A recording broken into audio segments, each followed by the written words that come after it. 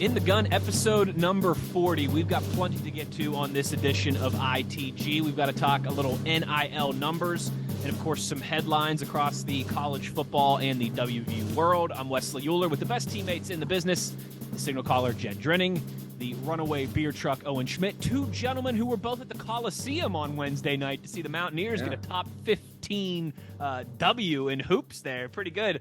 I like that. I certainly like that a lot, guys. I take it you enjoyed yourselves at the game. Listen, a lot of fouls, slower game, but all is well that ends in a W, right? Absolutely. Competitive game down to the last seconds there. Probably like my second or third actual game, probably going to. Okay. So it was rocking. I was very fortunate to be there and happy we pulled off the W, man. It was some good stuff. The same with me, Owen. It's been a while since I've been to a hoops game.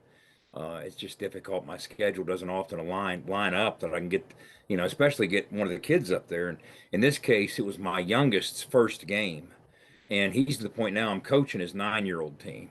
How sad's that, right? But he's into it, so I wanted to try and figure out a way. I had a function in Morgantown yesterday anyway, and I thought this is the best opportunity we'll have. So we kind of figured out a way to pull that off, where him and the wife, we all three went together, and but like you said, Owen, great energy, great game. Well, it was a great crowd, great crowd for a midweek game, especially, and just a rocking environment, and what better cherry on top than singing country roads at the end against another ranked team. And that's the beauty of the Big 12. Probably more so in basketball than in football. There's another opportunity for a ranked team right around the corner. I mean, it's unbelievable, the rock fights. Well, Jed, they've got a top 10 match on the road on Saturday. There you go. There you go. It's just, you got Texas Baylor. It never ends. It's crazy. It is crazy. It's So, a lot of fun, though. It is. That was a physical game. That was a physical game. That was a physical game, yeah. It certainly was, yeah. I think both teams will be feeling some lumps from that one today. But, yeah, you're right. It's the blessing and the curse of, man, you wish you had a couple doormats to just kind of roll over and feel comfortable and, here's an easy, 15, 20-point win. But at the same time, this was a team that wasn't in great position just a few weeks ago, and now all of a sudden, I think they've won 5 of their last 7. 3 of those have been against top 15 opponents. So, good to see the basketball program. Way too far. But real quick, Wes, what's our RPI? What's it at now? 15, I believe. 15 or 17. I was just sitting here thinking to myself, didn't we enter the that game last night with a 4-7 record in conference play? 3-7. 3-7 entering the game, 4-7 now. Yeah. And we were like 15th in the country.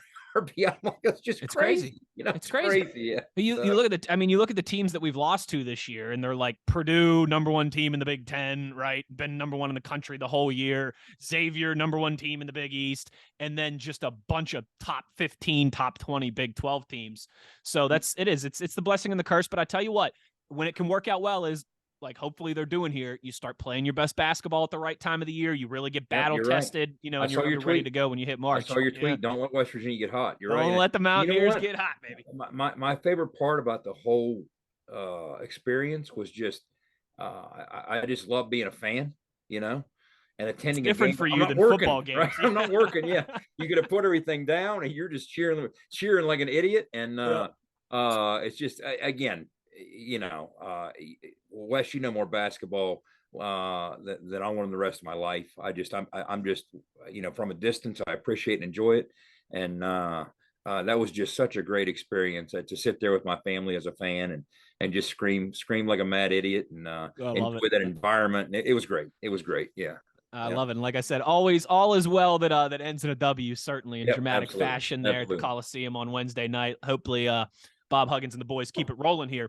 This episode of ITG brought to you by BetOnline. BetOnline remains your number 1 source for all your sports betting needs this season. Everything from the big game to college basketball, the NBA, NHL, even esports. You'll always find the latest odds, team matchup information, player news, and game trends at BetOnline. BetOnline features live betting, free contests, and live scores for almost any sport or game imaginable. It's the fastest and easiest way to bet all your favorite leagues and events. So head to betonline.ag, betonline.ag to join and receive your 50% welcome bonus with your first deposit. Make sure to use the promo code Bleav when you sign up to receive your rewards. That's BLEAV at BetOnline, where the game starts. Headlines here to get us started, as always. And we have a date for the spring game, gentlemen. Always kind of the biggest date of the offseason, it feels like, in terms of the football program on the field, the conclusion of spring practices where the fans can come out to Milan Pushkar and check out the spring game. It will be April 22nd this year. And I was excited to get that news selfishly because me and some of our friends and some of our family, that's always, we love to go to the spring game. It's an easy take the kids. You can park right in the blue lot. You can park, 20 yards away from the gate. Easy in, easy out, no lines for bathrooms. You don't really have to fight traffic. It's a fun, all the Uhlers and some of our friends, we pile in and we all come from different places and bring the kids to that one. So I'm looking forward to the spring game, and guys, hopefully we'll get some nice weather as well too, like we did last year there in late April. Yeah, hopefully, heck, it'll be like today. Today was beautiful. I couldn't believe it. Today. I mean, spoiled. We've been spoiled all winter, honestly. We really have. Spring game, man. Wes, thanks for throwing that idea out there. I'm definitely gonna bring Waylon to his first WVU event. There we go. We'll get. I took my daughter last year. It was her first WVU game. It's low key, like I said, you can park wherever. There's no traffic. There's no lines. It's easy in and out. Yep. Jed, is that a work day for you? Do you have any spring game responsibilities? Quasi, yeah. It's we do the broadcast, but the pregame's like, the game starts at 1, so we'll probably go on the air at noon for like an hour pregame. It's not much. It's pretty laid back, and then sometimes what'll happen is I kind of just run loose with a mic on the field.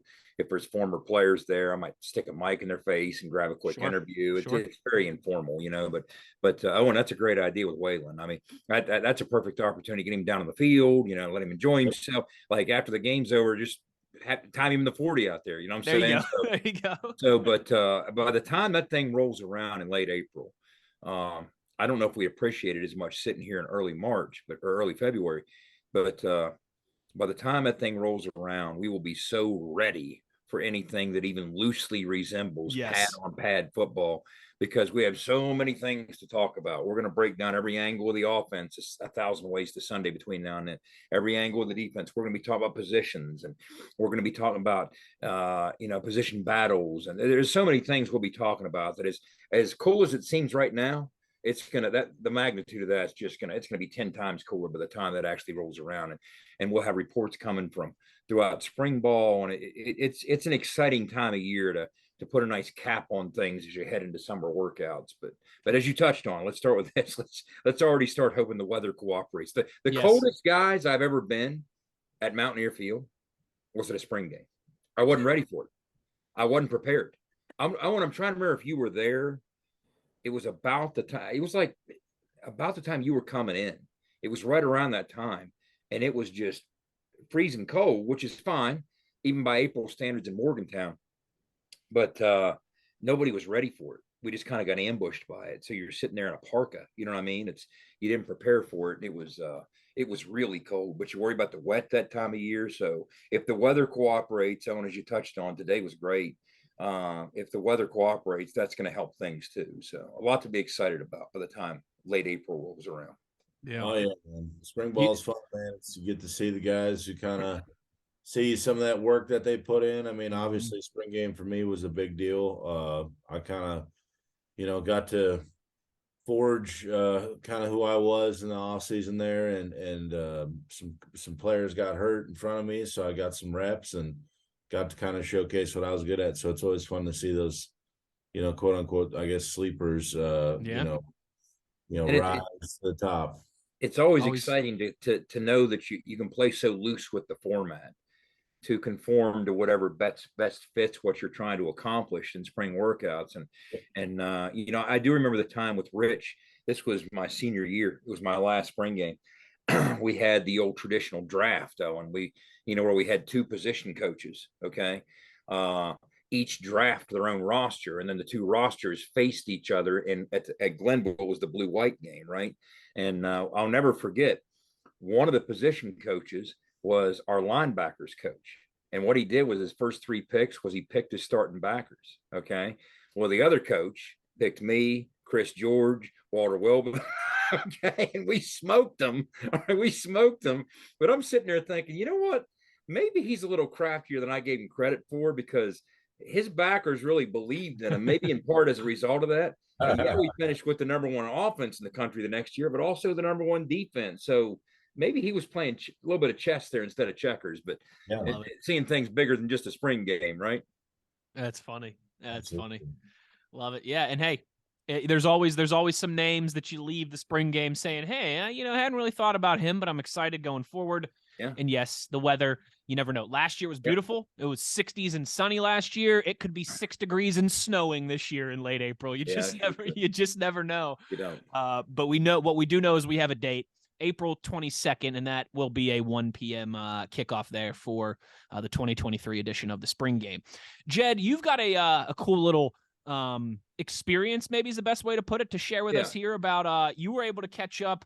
I think it's some involvement with the WVU Chambers Elite program. Yep. Tell us about what you were able to do this past week, and some of the guys that you got to bump shoulders with. Well, it's tied to the 5th quarter program that Neil and the staff put together a handful of years ago, and part and parcel that the objective of this would be, there's a lot of moving parts to what they do, but they're trying to prepare kids for life beyond football in whatever capacity that might arrive, right? And so what they did in this particular instance is they had a group of, I think it was 9 or 10 kids on the team, and they gave a presentation, and we constituted a panel. I was part of the panel. It was media types to some extent, but also some former players. Tony was there. We brought Rashid back, Julian Miller, who's coaching up at West Lib. We had Mary Roush, the Mountaineer. John Antonic was part of the panel. Dale Sparks was part of the panel to give a unique perspective from a photographer's perspective. So what they would do is the kids would present, and it was a production. It was help orchestrated by Chuck Scatterday and others. And the kids would go up on stage, and there you go up on stage in the team room, and we're kind of sitting there as observers, Owen, taking notes on their presentation. And then we got to ask them questions about whatever, okay, to see how they would respond, and we'd all study them and scrutinize them. And then afterwards, we'd kind of pitch in and give advice. Hey, here's what you did well. Maybe here's what you could do better, whether it was how they said something, whether it was body language, how they presented. And I was just sitting there, man, as a 21, 22-year-old kid, can you imagine having Tony Caridi offer you some advice on how to present better? Because what's going to happen is that was, okay, I'm getting my days mixed up, guys. This thing's going to drop Friday. Today's Thursday. So we did this at the field on Wednesday in the team room. So on Thursday, today, the kids were scheduled to head to New York. And they were going to do some networking and shake hands and rub shoulders with some pretty big hitters on the booster side of things, to network and get to know some of these people and give presentations.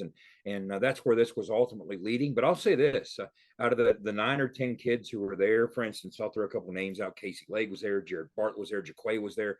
Hubbard, Garrett Green. Nobody did poorly. And I'm not just saying that. Malachi Ruffin was there. They're coming back to me as I say this. Nobody did poorly, right? But there were some that were just absolutely exceptional. They were all good, but some were just exceptional. Awesome. Like Garrett kind of, I don't want to say he stole the show, but man, he really delivered. He checked every box that you would hope that the mission control QB1 material. Is that what you're telling me? Yeah, he really came across well.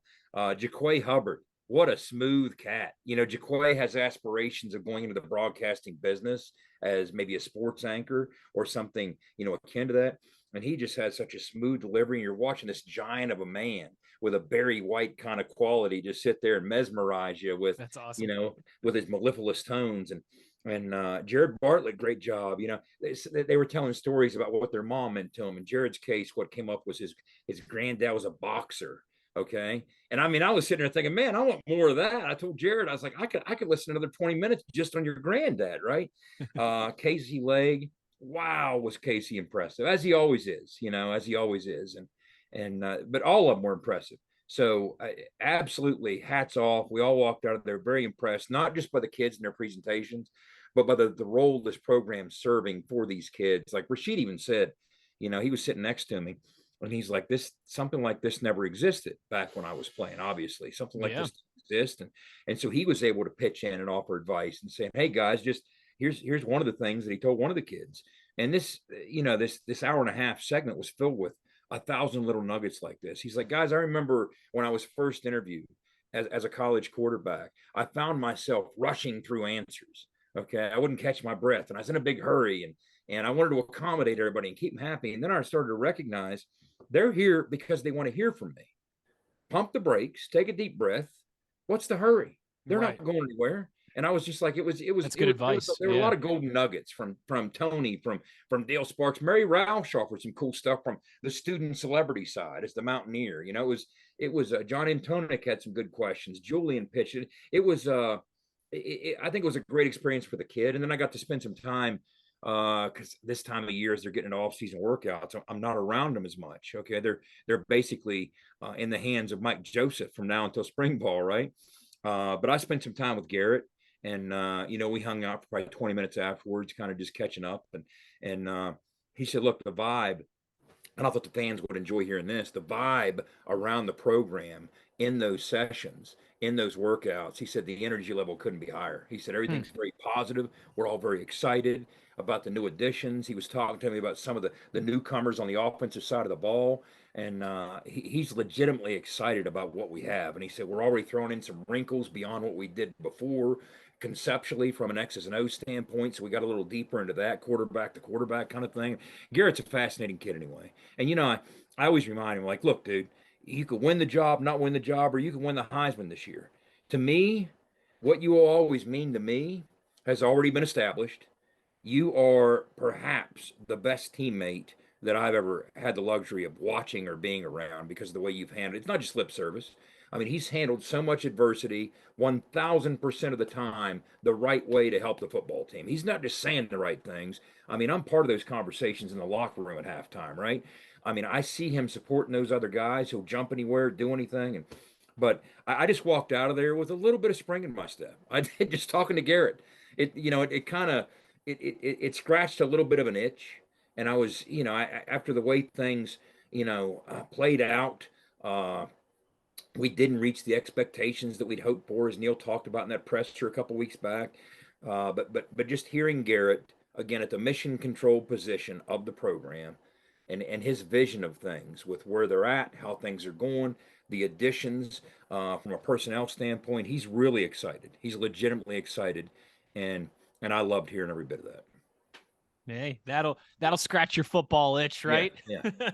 Yeah, that's right. Absolutely. No, that's cool. That's a cool experience. I'm glad they're doing that for the guys. Obviously, that kind of stuff I think is invaluable because, listen, I mean, Jed, we're doing this podcast with one of the exceptions to the rule, right? But yeah, vast majority of these guys, they don't play in the league. That's just the reality. And even the ones that do, a lot of times it's 2 years, it's 3 years, right? I mean, about 2.5 years is the average career in the National Football League.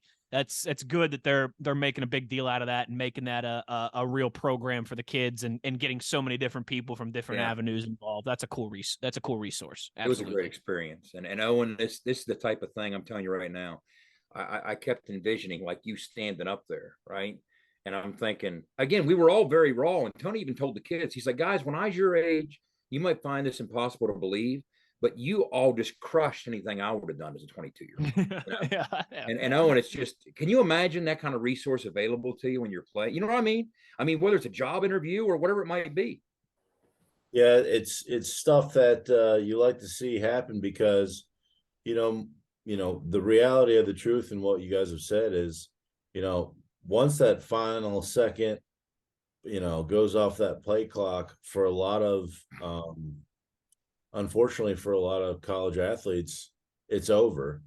And you have the skills, you've been trained to regimens and being able to, understand time and commitment levels and leadership roles, but you don't have necessarily how to deliver, right? Yeah, absolutely. And it's nice to be able to have programs like that, and I've said, not like it really matters what I say anyways, but it would have been nice to have some sort of a program that would have said, hey man, even setting up like retirement stuff for players, Yeah.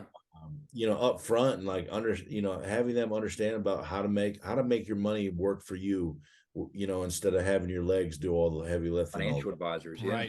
Right. I mean, there's a lot of areas I feel like, I'm sure they're doing some of that stuff too as well, but it's only going to grow, and that's only going to be for the betterment of the student athlete. Absolutely. There's no doubt about it. And Grayson Malashevich was there. I was talking to him afterwards with a couple others. And one of the things I pointed out to him was like, I remember Rich telling us, when we played, he's like, look, guys, you don't need to be around a fraternity. You're already part of the biggest fraternity that exists. You're college football players, and that will serve you the rest of your lives. And you know what? I've thought of him saying that. And Owen, I'm sure you can attest to this. Countless times. I've been stuck, waiting around O'Hare Airport in Chicago 6 hours. And the next thing you know, something happens, and I'm talking to the guy sitting next to me. Okay. And I find out that he played at Central Michigan. So it's like we're best friends. It's like we've known each other 20 years. I'm like, oh, hey, what'd you play? And I start to guess his position. That's one of the games you play, right? And then you start talking about what they ran defensively from a concept stand. And I've been at Enterprise Rental Cars in Ocean City, Maryland, meet a tight end from Duquesne. Same thing. All of a sudden, you're best buddies. And it happens so often. And for the rest of your life, it will continue and continue and continue to happen. That connective tissue of what you are now part of is going to serve you so well. And that's the greater purpose of why fraternities and sororities exist, right? To help you network. Well, you're already a college football player. That is the network that's pre-established for you. And it's a great opportunity. And I think that they're honing the edge of that opportunity and really sharpening the blade of it by doing things like what Neil and his staff put together with this program. Yeah. And I mean, like I said, you're already teaching these kids all these qualities, which are great for leadership roles. Now just give them the icing on the cake and show them how to deliver the skills and the knowledge. And now you have a young man or young woman going out in the world with some serious tools to be able to achieve, a lifetime of success. I know, and you'll like this. The guy spearheading this effort for the kids that really coached them up and got them ready for that. It's a retired general. Okay. And he was in the room, and it was a really, really neat experience. It really was. There were a lot of people involved. I can't name everybody. I'd forget somebody, but to make this happen. And I just walked out of there really impressed with how it was put together. I thought it was a great thing for the kids. That's awesome. Good experience, certainly. Yep. I think it's safe to say, and that transitions nicely to, who else had a good experience this past week? Our buddy Geno Smith in the Pro Bowl out there in Las Vegas, right? In Vegas? Yeah. Out in Vegas. Listen, it's a different format now. We all know what the Pro Bowl, it is what it is. It's flag football. It's a lot of fluff. It's, half the guys who were supposed to be there end up finding reasons to opt out. I get it. But I'll make an exception for Geno. I mean, again, just his career arc. We've discussed that. We talked about it plenty of times throughout the, this last season. We don't need to rehash that for everybody. If you're listening to this podcast, you're familiar with the year that Geno Smith just had and the 9-year build up to him kind of waiting for this opportunity. Yeah. What's just cool to me is see him get the recognition from everybody else around the league. Like, I think we always believed in Geno when he started out this season. Well, I think we all knew, like, yeah, that's always been in him. But now you're hearing it from all these peers around the league, all pros, Pro Bowlers, guys who are going to be future Hall of Famers. It's nice to see Geno finally, get some flowers here, if you will. Yeah, absolutely. And just because the format's kind of gone out the window, it's the recognition, right? It's the peer recognition. It's the league recognition. That's really what it's about. There was a funny tweet. Some guy said, hey, second string quarterback or third string quarterback for the Ravens. And I'm sorry, I don't remember the guy's name. Tyler Huntley. Yeah. 2 touchdown passes. And then someone made a comment like, hey, who cares? Here's the deal. Now that's on that dude's resume. Okay. What sounds better? Third or second or third backup? Yeah. Or dude, I was a Pro Bowler. 2023 Pro Bowler. I was a Pro Bowler, dog. All right. So the dollar bill is going to flow a little bit better. Yeah. That's it. It is, It's and I understand. I mean, first of all, those games never were really played. Maybe back 20 years ago, guys really gave a lot of effort, or maybe here and there, one guy really showed out, but Sure. it's never really been a knockdown drag out, of the pros game. You know what I mean? But I mean, I still enjoyed the format. Um, I like skills competitions Me in a weird too. way, but I got a question for Owen. I want to wrap this up. But my take on this was the skills competition was a neat little wrinkle, right? Obviously the format of the game itself, it got mixed reviews. There were former players criticizing it, this and that, but Geno lit it up, 5 touchdown passes, whatever you want to say. He made the most of the game format, right? The thing about this is, let's just face it, like Owen said, it's been two-hand touch football for a while. They just haven't called it that, right? they were doing two-hand touch pads, right? So there was a time, and we have to go way back, okay? You have to go back to the time where guys spent the off season working grocery stores and things like that with another job, okay? Because there was a time the winning team got more money. Yes, whether it was the Pro Bowl playing the college All-Stars, or an NFL team playing the college All-Stars to kick off the season, or whether it was the true Pro Bowl, whatever it might have been, the money was so meager back then compared to what it now is, that those bonuses mattered to these guys. Super Bowl bonuses mattered in a big way to these guys, right? That was meaningful, difference-making money for all these guys. But these contracts have ballooned to such a point, there's no amount of money that you can throw at them to make a Pro Bowl and the risk of injury meaningful in today's game. You just can't. So what are you going to do? Give Josh Allen exactly. $50 million to exactly, play? Yeah. So, that's what I'm saying. And even if you give him 50 million, he's like, I can make that almost every year for 6 or 7 years if I stay healthy, right? Right. So there's no amount of money that's going to make it right. So why don't we just call it what it is, call a spade, and approach it this way and see if you can have some fun with it. Keep everybody safe. This isn't about getting anybody hurt and blowing a knee out, right?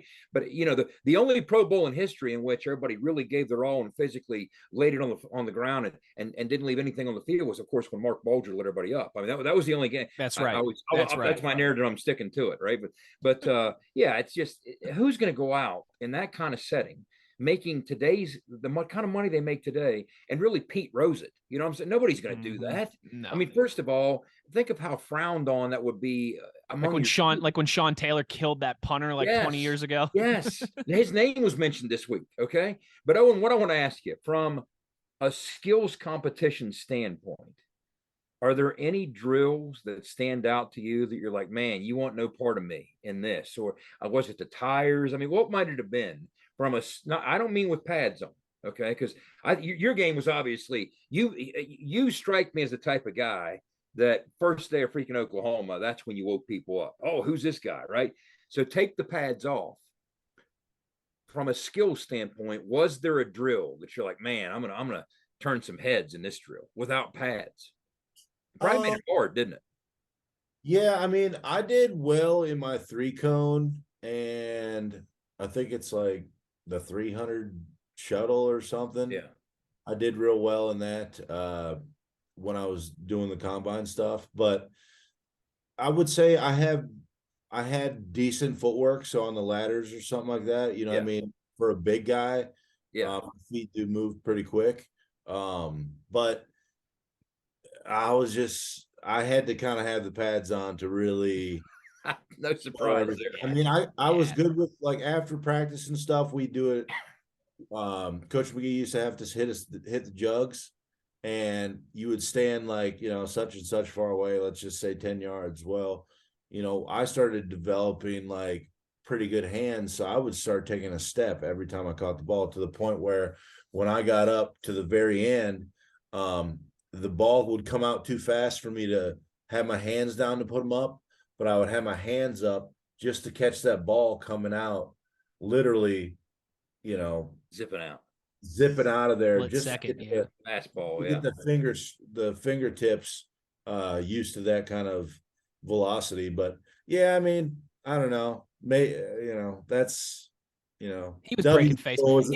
Jed, that's like handing Slash an acoustic guitar and saying, That's what "Show I'm me the saying. magic." It took I his mean, it'd greatest still be advantages cool to see away. Slash play an acoustic guitar, but I mean, you're just handcuffing the guy. Meanwhile, my favorite part of football was Skelly. It's like, come on, man, 7-on-7, right? Like, I remember the first day of pads each year when we go Oklahoma. I always had 4 words that I spoke as soon as it started. Where's the red shirt? Where's the red shirt? I'd throw the red mesh on. I'm standing there and I'm handing off, right? Nobody's allowed to touch me. And I'm handing off, watching you guys murder each other. And I'm like, wow, I get a front row seat to this. I'm like, holy cow. And I'm sure Pat White was probably saying that about you. And my biggest probably Coach McGee would always say, man, be an athlete. You know what I mean? And I'm like, in my head, I'm like, what the hell is this guy talking about, dude? I am an athlete. What do you mean be an athlete? I am an athlete. I'm doing it, man. He's like, not so hard, man. It's like everything you do is hard. It's like, I hear your feet going in the ground. It's hard. You know what I mean? Like be nimble. You know what I mean? You know what I mean? It's just like, I don't know. So telling a rhino to be a gazelle, I know you kind of handcuff me, take the pads and the dome off for sure. Yeah, it's I can't imagine your greatest strength was very obviously what separated you was with the pads on, that fearless nature. So taking that away from you, I mean, that's like telling Superman to run a 40 with a pocket full of kryptonite. I mean, what's that about? It would be the equivalent to, yes, hey man, hey, we're gonna do ISO, okay, but you got to take your pads off. That's right. Yeah, show us your Jed, you're asking Carlin to do a stand-up routine without cursing. I mean, it's just that's true.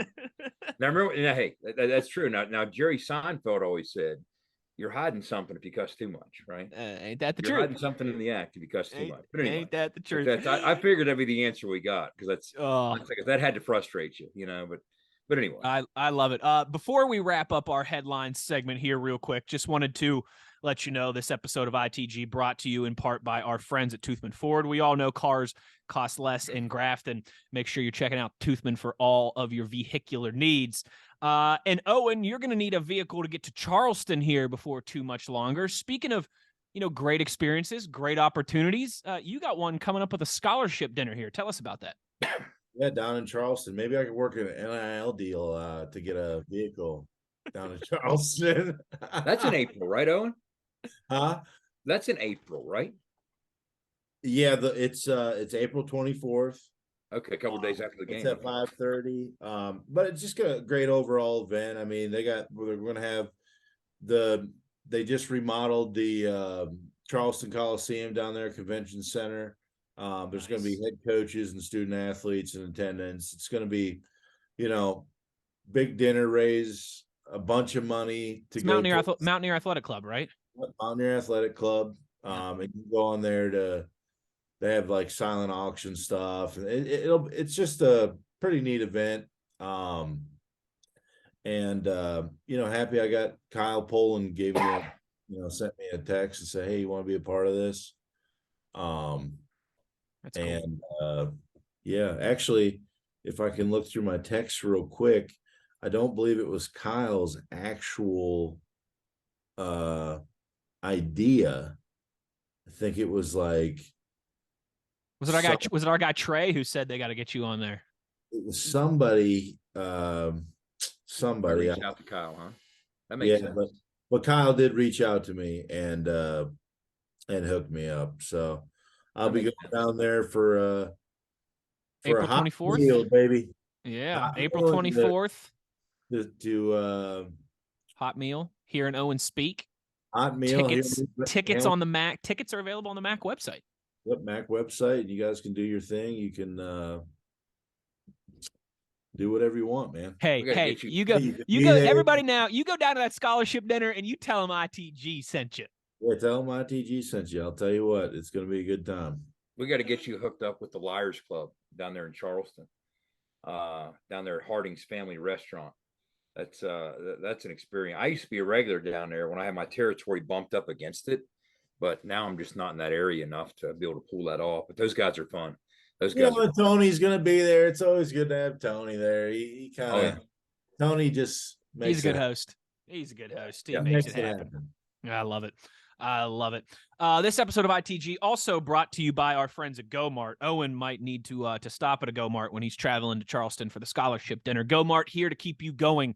Make sure you're signing up for your GoMart rewards next time you stop in. All right, boys.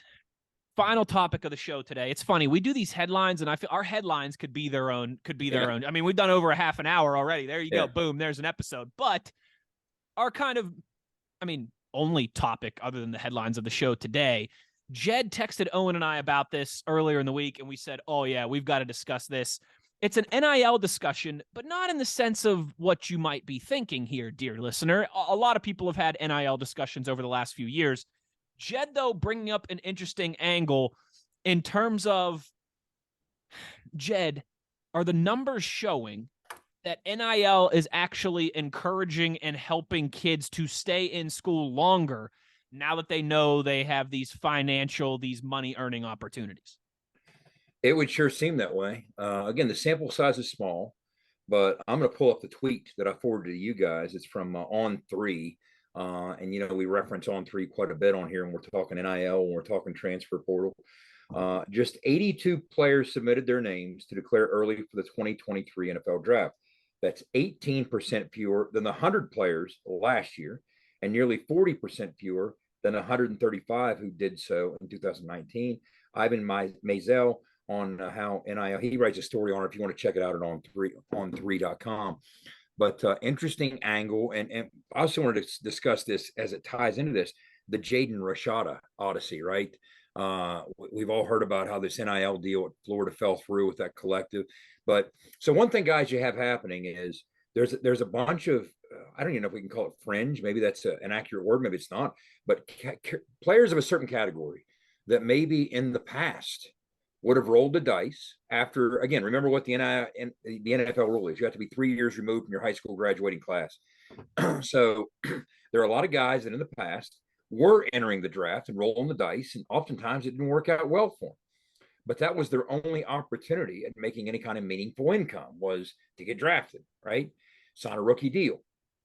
Now there's other opportunities to make income. So some of these guys, and in many instances, maybe the fringe guys, from a draft standpoint, I should say, aren't rolling the dice nearly as often. They're hedging their bets.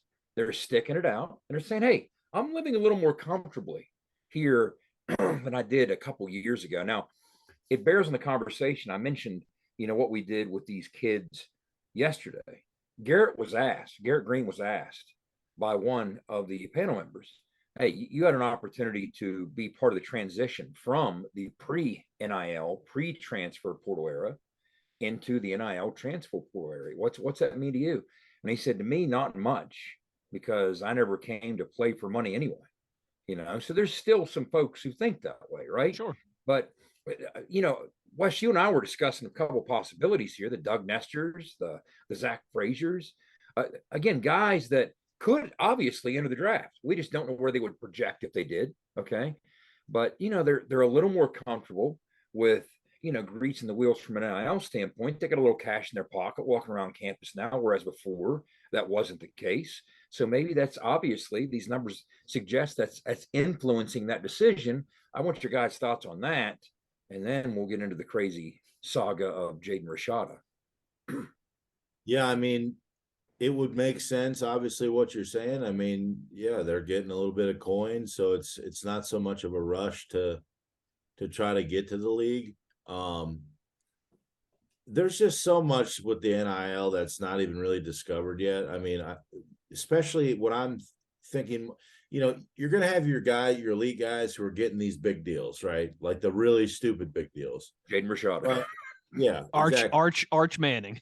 Yeah, Arch Manning. It's the ones where, let's just say the Zach Frazier's,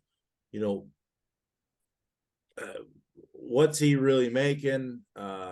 Roughly, can we say, I don't really know. Obviously, I don't have those details, but those other types of players, how are we going to get them money, or how are we going to try to source money to them to make them comfortable to be able to stay? And I feel like obviously some of them have, and you're going to want to keep core guys like that. Like when you're talking trying to create some sort of reputable program up front, like the O&D line, it would almost, I feel like those are the guys you would want to make sure they stay happy. Mm-hmm. You know what I mean? And don't want to Completely jump because that's really, that's the heartbeat of the team. You gotta develop those units and let them grow together, as opposed to, oh, we can go bring this wide receiver in who's going to be able to help us right away. And I'm not saying that you can't do that. You know what I mean? Obviously, Alabama and stuff, they have guys that play for them 1 year and head out. But I don't know. I think it'll eventually level out where, it probably will almost kind of be like it was before. You really won't have a lot of guys going until, because they're going to make all the money they can make. Yeah. If I can make money 2-3 years earlier than I can make it going to the league, because I can't go to the league, first and foremost, why wouldn't I stick around and do that? And then that's just more, in my opinion, it's more of that like kind of safety blanket too. It's fascinating to me, Wes, in that you see both the good and the bad of NIL wrapped into one. And what I mean by that is this: considering this, and like Owen said, there's a bunch of this we haven't even thought of. Okay, and it'll have to unravel and unfold on its own moving forward, so we figure these things out. But take Major Harris. Okay, the good news is, when we consider this, if Major Harris had a nice lucrative NIL deal, might he have decided, instead of rolling the dice, to leave as a junior and not get drafted until the 12th round by the Raiders? Might he have stuck it out? The good news is he might have stuck it out. The bad news is he might have been sticking it out at Ohio State, right? Mm-hmm. So you see both the good and the bad of it. It's fascinating to me in that regard. It is. And, there's a, I don't want to say local example, but there is I think a WVU example that ties perfectly to this discussion that we're having, or maybe a former WVU example, I should say, because I'm sure you guys will remember. I know you're both not the biggest basketball guys, but you were both at the WVU game on Wednesday. I know you keep your ear to it, at least. Oscar Tshiebwe, right? Of course, everybody remembers the Big O, the 2019-2020 season was his freshman year at WVU. He ended up transferring and going to Kentucky. We don't need to rehash all that, right? Oscar Tshiebwe won National Player of the Year last year, the Naismith Award, right? College basketball's Heisman, essentially. He decided to go back to Kentucky because, if you believe reports, he's making anywhere from $3 to $6 million to play basketball at Kentucky this year through NIL. In the NBA draft, unless he's a top 10 pick, he's probably not making that much. And that plays into this a little bit too. Despite him winning the Naismith, right, the Heisman for college hoops, he still wasn't necessarily projected to be a top 5 pick. He would have been drafted for sure. But if you're a guy like Oscar Tshiebwe and you say, all right, I'm here at Kentucky where basketball is king, on this campus, in this state, at this university, basketball is king. Yeah. I'm having a great time playing. I'm the king of this town, and I'm making, let's say $3 million, right? It could be 5, it could be 2, let's say $3 million. Change, whatever it might be. I've got the opportunity that I know I can stay here. I can continue to grow. Maybe I get drafted higher next year after another solid season, which he's having this year. I mean, I think that's real. If Oscar Tshiebwe isn't able to stay and make $3 million, he's going to the NBA without a doubt. But now I'm going to stay. I'm going to work on my craft. I love it here at Kentucky. I make it a few million now. I don't feel that need to jump to the next level until I'm truly ready. I mean, that, I think, is the perfect example of this. Before NIL, Oscar Tshiebwe would be in the NBA this year, or the G League, or wherever he would be. Make no mistake about that. He wouldn't have stayed at Kentucky unless he could earn all this money that he's earning.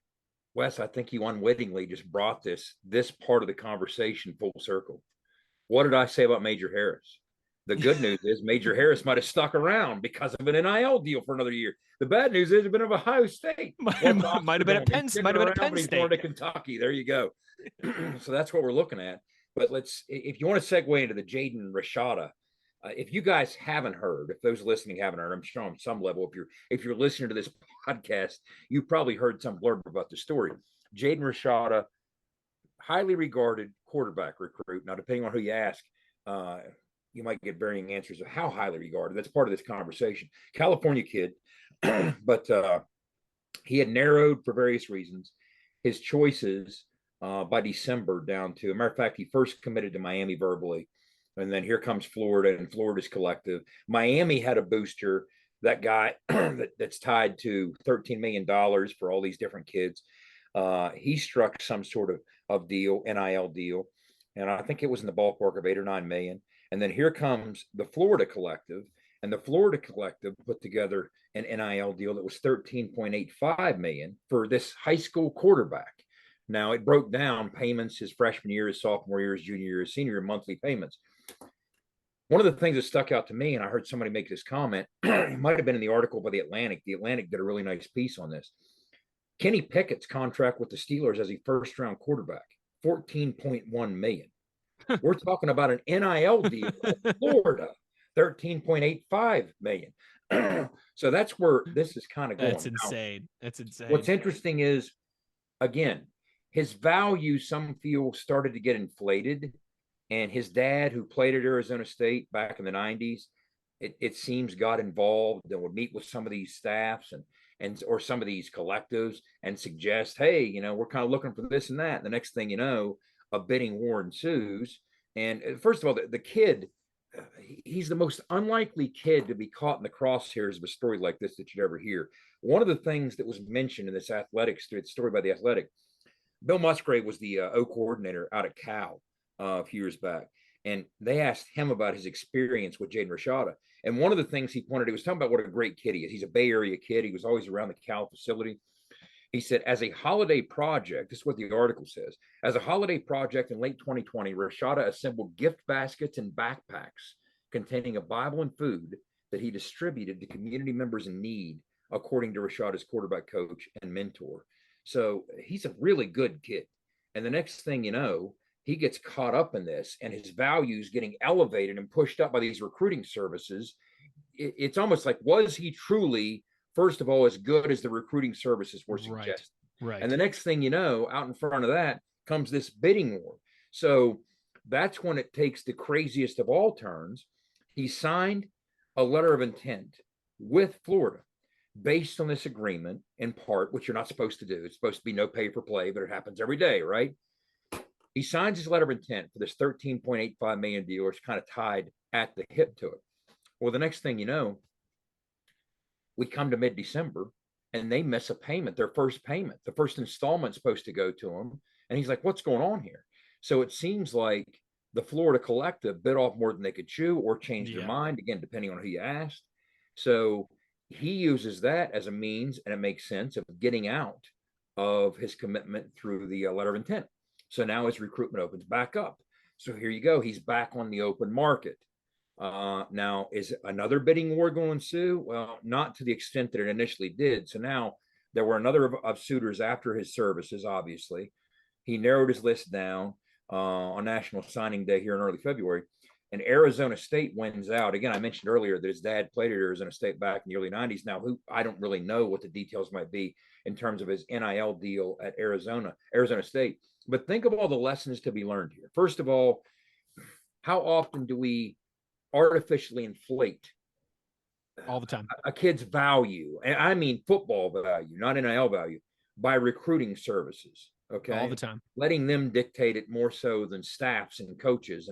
And it's almost like you might have somebody come in and assess your house and the value of it and say, hey, your house is worth X amount. Okay. Because of the appraisal, right? Well, it's only worth that if somebody pays it, right? Well, here we go. Somebody was willing to pay it, but they couldn't pay it. They offered to pay it and it fell through. So that's lesson number one. Be careful of what you're told by these recruiting services sometimes.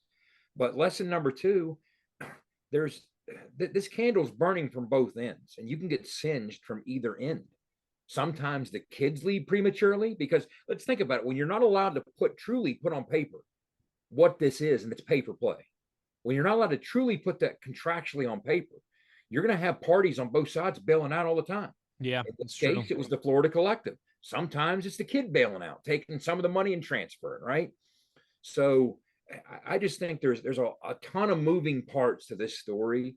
And it's the first story of its kind, but it almost certainly won't be the last. But what lessons might be learned from it, especially when we're talking about, just a couple minutes ago, maybe some of the more positive sides to NIL, and that's keeping players around for another year instead of the NFL. Right. Right. And what's interesting to me too about the Jaden Rashada story as well, Jed, is that like they've talked about how being attached to such a large figure of money at such a young age kind of messed with him. Right. Absolutely. How he'd show up at these camps and like all the kids would gravitate to him. How'd you get that money? Where are you going to do with that money? What is that money? You're right, Wes. So all of a sudden, that camp. Yeah. All of a sudden, he's got all these kids. How are you getting that money? Where are you getting that money? Everyone asking him. I mean, he's 16, 17 years old, and everyone's asking him about $13 million. It messes with your head. You miss one throw out there, and then all of a sudden, it's wait a second. This guy's getting $13 million. He just missed on a 7-yard out route, right? I mean, you have to really, and that's part of this too. You know what? This is timely because just last night or 2 nights ago, he broke the NBA scoring record.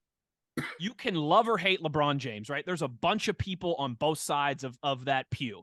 Yep. Plenty of people who love LeBron James, plenty of people who hate LeBron James for basketball reasons, for non-basketball reasons. You can think he's good. You could think he's the GOAT, whatever. However you feel about LeBron James. And you know what? I'll throw Sidney Crosby into this as well, too, to a lesser extent, because hockey's not basketball. But whether you love Sidney Crosby or hate Sidney Crosby, both of those guys, Crosby and LeBron, were in the spotlight since they were 14 years old. They were on the cover of Sports Illustrated. They were on the national news. Their games were televised. They were LeBron James is the chosen one. Wayne Gretzky, when Sidney Crosby's 16, Wayne Gretzky saying, if anybody can break my records, it's going to be this kid. Right. For them to have the type of careers that they've had, 3 championships for Sid, 4 for LeBron, the MVPs, the accolades, and doing all of that while never stumbling, right? Neither of those guys have never had DUIs. They've never been linked to drugs. They've never had affairs on their wife or anything, right? Yeah. Like that to me is insanely impressive. And it's very hard to do because most kids, when they're in the spotlight and attached to money at that age, you can see how quickly it can unravel. Absolutely. There's just too much temptation, too much stuff being thrown your way. And I mean, think back to your tough gig, man, but hey, that's why they pay you the big bucks. Some can handle it, some can't. The article from the Athletic, it mentioned that the reporter saw him in tears at that function that you were talking about because all those kids were coming up.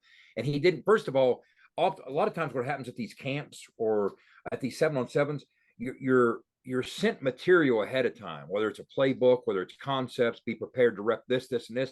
He showed up ill-prepared, okay? He was so overwhelmed by this. And then all the kids were kind of just swarming him, asking all the details about this money that was in the news. And he first of all, he wasn't performing well, okay? So he wasn't responding well to the pressure at the event. But he's 16, 17, like you mentioned, Wes. He's in tears. And look, that's not what this should be all about, right? I mean, you got to navigate your way. Now, again, he's a kid whose dad played at Arizona State, so he's been around some high-level football, but he's not Arch Manning. Arch Manning came out of the womb surrounded by this type of thing, right? I mean, if anybody was ever born to handle it, it'd be a Manning, right? Third generation Manning that he was raised in it, yeah. And those don't grow on trees, okay? Correct. Those don't grow on trees. So this is going to be tough for anybody. And I can't even begin to imagine when I go back and think of the things that were going through my mind as a 16-year-old, if you were to throw this at me, oh my gosh, generational life-changing money is I'd have been in a ditch somewhere. Oh, exactly. I would have lost it all in Vegas, and I'd have been in a ditch somewhere. And that's what the scary thing is about giving an 18-year-old $2-3 million. Yep. Especially it probably comes from typically speaking, sort of rough environment. That's what I was going to say too. Yeah. For the norm, and for every Garrett Green, right, who the money doesn't matter, there's another kid out there who the money has to matter because he's got nothing. And Garrett Green pointed that out. He said, I've been very fortunate to be raised in an environment where that wasn't my first priority, right? Because I've never been a person in wanting, or you know what I mean? Right. But it's one of those deals that we always talk about. There's no guardrails, okay, around this conversation. It's the Autobahn. It's the Autobahn. There's a better illustration of the no guardrails portion of it than a kid signing a letter of intent, part and parcel because of what he was promised by a collective. The collective in the 11th hour literally bails out for whatever reason. I think they came up short. And now the kid, his recruiting's opened back up. This is crazy. It's crazy. This is, first of all, inflated well beyond what it probably should be, beyond its true market value. I always like to say you're worth whatever someone's willing to pay you, okay? But the Oakland Raiders always screw up the curve, right? I mean, they're always going to overdraft somebody, right? And take a chance on somebody. Well, there's some Oakland Raiders in college football too, as proved by what played out here. Miami gets involved. We see what's going on in South Florida, how incredibly active they become with this whole NIL scene, right? Mm-hmm. They recognize what might be possible there. So here comes Florida. And again, this is a California kid that finds himself tied up between Miami and Florida. And the whole thing is fascinating but sad all at the same time. But we do need guardrails. Now the conversation will continue. How does that come about? It has to, first of all, I Bleav it has to come about organically. There's only two sides to this equation. There's the player side and then everyone else, right? Well, with the ruling from the court, the 9-0 ruling, with a court that can't decide or agree on anything, every decision's 5-4, but this is the one that's 9-0. They slam dunk. Don't you dare even contemplate restricting player movement, okay? So anything that happens, if the NCAA gets involved, I'm firmly under the Bleav that litigation is going to stop it in its tracks, and that will drag on for years. So the only way I think this gets anywhere, and I'm not the first person to suggest this, is if the players somehow come together collectively. I don't mean unionize. I just mean somehow come together. Maybe they do, maybe they don't. Like a players union. Yeah. And they need to bargain. You see what the buzzwords here? Bargain some sort of arrangement or agreement in which here's what we need to make us whole collectively. Okay. And if you give us these things in some sort of CBA, okay, then we promise not to, abuse it in this way or that way, or we promise to make this type of commitment as opposed to that. Well, Jed, when there's professional roster, right? When there's professional money being thrown around, you need professional type guardrails. Yeah. I mean, like you said, this kid's getting offered as much as Kenny Pickett, a first round pick to play, who's playing in the NFL. I think that's only fair to expect that's going to be where we are sooner. We'll keep doubling back to that. Any conversation we have about where this is going to go, you'll always hear me saying some version of there's going to be the player side, and they have to organize in some way and make, I don't want to say demands, but just let the other side know. And I'm not even sure what the other side comes in the form of. Okay, I really don't. Good point. Is it by conference? Is it by school? That's right. That needs to be decided. But the players will come to, if in fact we're going to see this streamlined and made more manageable, and more importantly, made more sustainable, because this is just patently unsustainable. That's the word we always keep going back to. So we'll see what plays out over the course of time. But here we are residing in this strange era of history that for the rest of our lives, we will watch 30 for 30 style. Oh, I can't wait. 10 years, 20 years, 30 years, 5 or 10 years before they figured it out, so here we go. It's going to be awesome one day to sit back and kind of watch the documentaries and look at the bigger picture. We're in the forest right now, or we're in the trees right now. It's hard to see the forest through the trees, but eventually we'll be able to see that. Don't call it the Wild West. Wow. Because people try and call it the Wild West. No, it's the Autobahn. I like that. I think we just came up with that. It's the Autobahn. It's pedal to the metal, no guide rails. Who's the sheriff and who's the marshal? Right. If you can't tell me that, it's not the Wild West, right? Correct. That's a great point.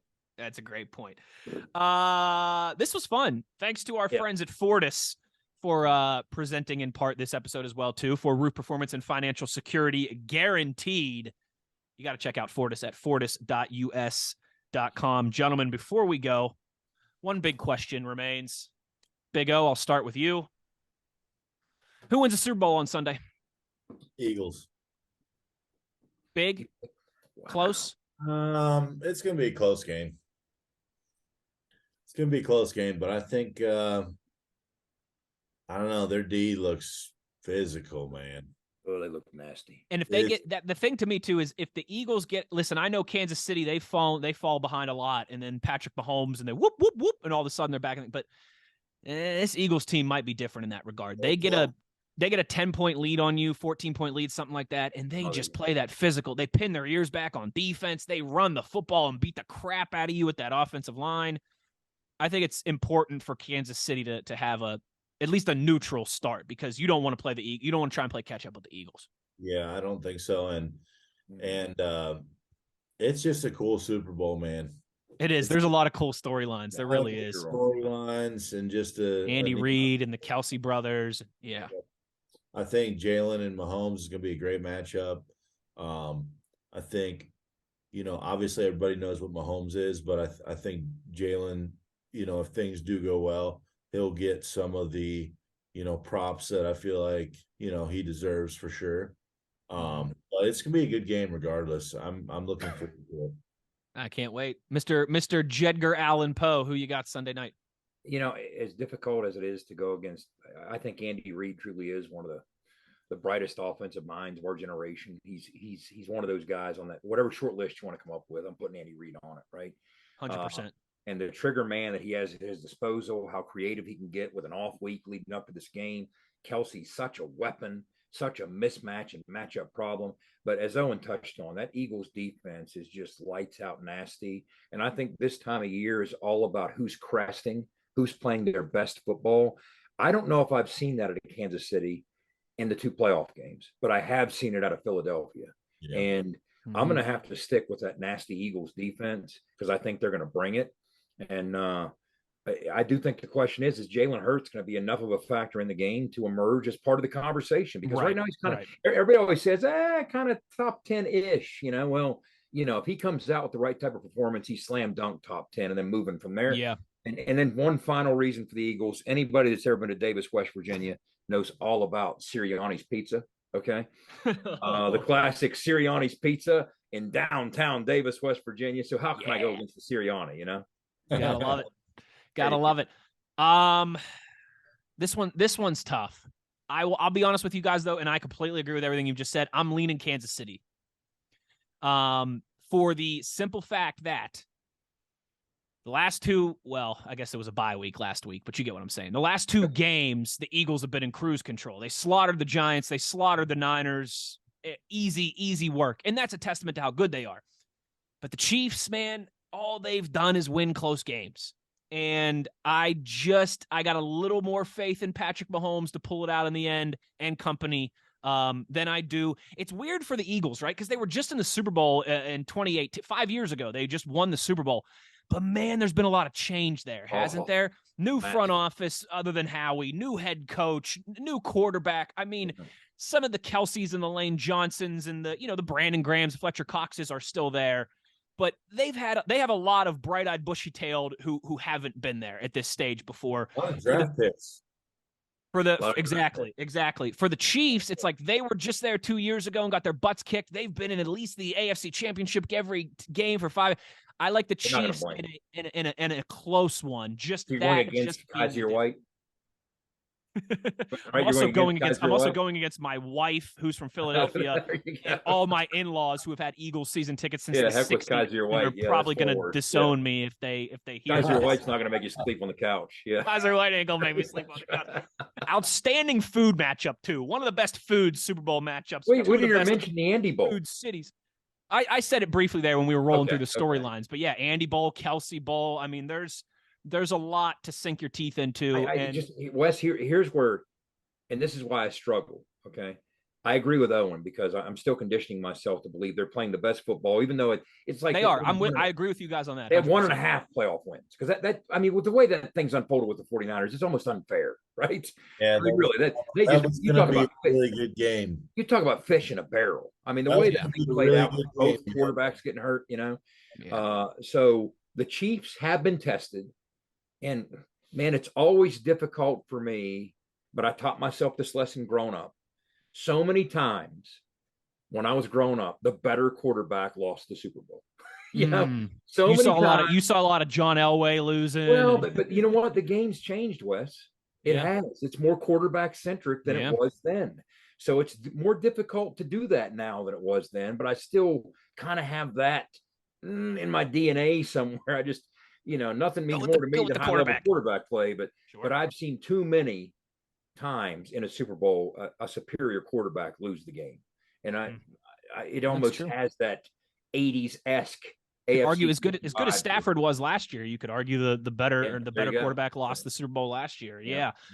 It'll be interesting. I think it'll be fun. I'm very excited about this. I know it's cliche. Everybody says this all the time, but I do really just hope it's a good game. And I think we're in for a 1-score game either way. I'm hoping so. Should be fun. You talk to your boys this week, Owen? Huh? Did you text them or talk to them or just leave them be? Your Kelsey brothers. Not this week. I do have a group chat with a couple guys. It's like Chad Hall, Riley Cooper. Yeah. Kelsey's on there. Mike Kafka's on there. Nice. And we just we'll throw out stuff every once in a while. And when the Chiefs ended up winning, I was like, dude, are we going to the Super Bowl or what? It was the last one that I did go to. Yeah, Minnesota. Very, very fortunate that Jason got me a ticket. It's a little bit different circumstances. His wife is like on the verge of having a baby right now. So you know what I didn't know until this week? I just heard this. Oh, and you might have known this. Why Travis wears 87? Oh yeah, because his brother was born in 87. I didn't know that. Yep. It's pretty cool. I didn't know that. Yeah. Them guys are awesome people, man. They are. Very awesome people. Very cool family. Very cool story. I mean, they're super proud of where they're from. Super proud of what they've accomplished, and they should be. They've worked very, very hard to get where they're at, and it's gonna be a cool. It would just be so weird to play your brother. Very weird in a match like this. Thankfully, they both play offense. Right. That's true. I'm telling you right now, if I was Big Brother and we were paying offense, defense, I'd be head hunting. You'd be hunting. All I know is we better see the Big 12 well represented by those Cincinnati guys. You know, that's right. Now you're talking. Well, everybody, thanks for listening to this edition of ITG. Enjoy the big game this weekend, the Super Bowl, of course, and we'll be back in your ears next week. For Jed Drenning and Owen Schmitt, I'm Wesley Uhler. Be an ear and tell an ear about your new favorite WVU football podcast. Make sure you're checking out all those shorts on our YouTube page as well, too, that Jed's been pumping out some great content, some great trivia and facts in those as well, too. Enjoy the weekend, everybody. Take care, and we'll talk soon. You've been in the gun.